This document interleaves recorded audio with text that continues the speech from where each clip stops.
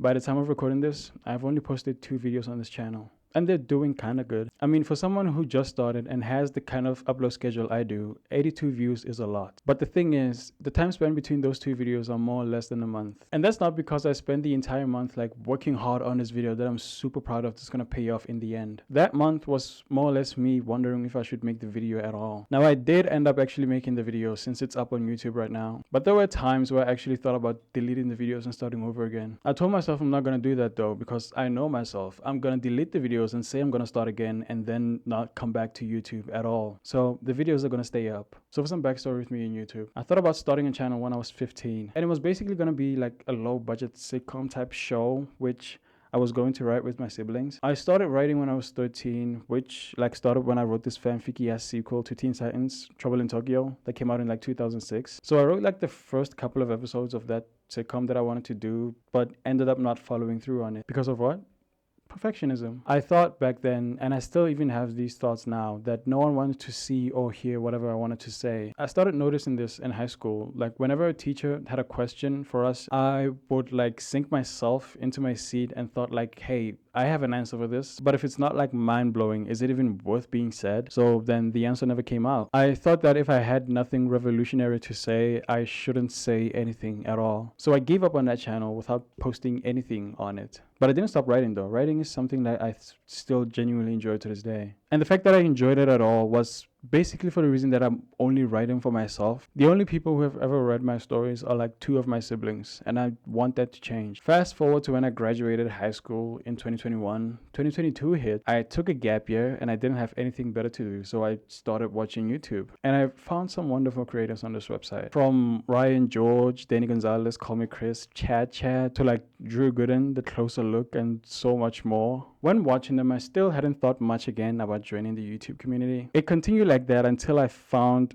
honestly, my favorite YouTuber of all time, Dylan Is in Trouble. This guy came in at a time in my life where I had no sense of direction at all. I was in my second gap year, 2023. I wasn't working and began like having thoughts of going to college. I started binging his videos, like mostly enjoying his movie commentaries, and then I found out that he went to film school, and then it came to mind like, oh, I love filmmaking, I love writing stories, why don't I just apply to film school? So I did that and got accepted to well, it's not necessarily a film school, it's like USC. You have like different faculties. There's like medicine, engineering, science, and then you have humanities, which I'm in, which mostly consists of the art students, the fine art students, music students, digital art students, film students. Me, why am I explaining college to you guys? I'm not going to USC, by the way. It's like USC, it's not USC. Anyways, I got accepted and started thinking about my life after college, and that's when YouTube came to mind again. So I made a plan that when I get to college in 2024, this year's 2024, that I would make a YouTube commentary channel, sort of like revisiting old movies that I haven't watched since I was a kid, and like making some sort of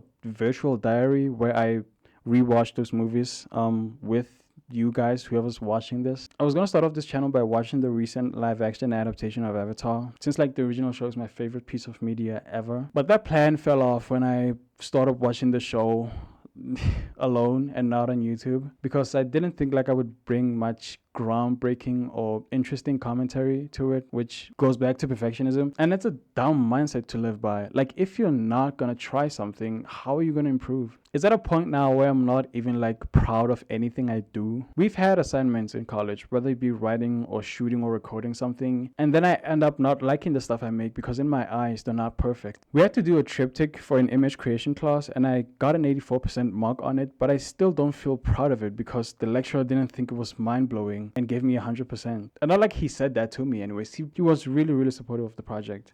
But in my mind, an 84% compared to 100% means that there was something wrong with something I did, so it was not perfect, and in that made me not proud of it at all, no matter how high a mark I got. And an 84% is an insane mark to get on a project, which most kids in my class would love to have, and sometimes I feel like a dick for not appreciating it enough, which, I mean, come on, I'm being a dick. Going back to YouTube, I planned on posting 1 video a week starting from the 28th of February. If I did follow through on that schedule, I would have posted like 13 videos by now, and who knows how my channel would look like right now. but I only have 2 videos, this one being the third. And it's honestly not like I don't have video ideas. I have a shit ton of ideas. My mind always tells me like, hey, if you have nothing profound to say, don't say anything or else you're going to embarrass your fucking self. And I end up not following through on them. I have a video on a DIY/life hack channel called Mr. Degree that I shot, but I have no motivation on editing it because I don't think I'll surpass like the funny, charismatic, and interesting commentaries that people like Danny, Drew, Chris, or Cody provided for that code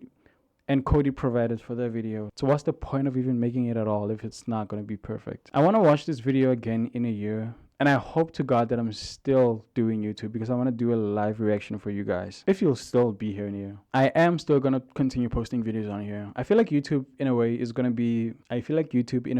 be a way for me to come back this way of thinking.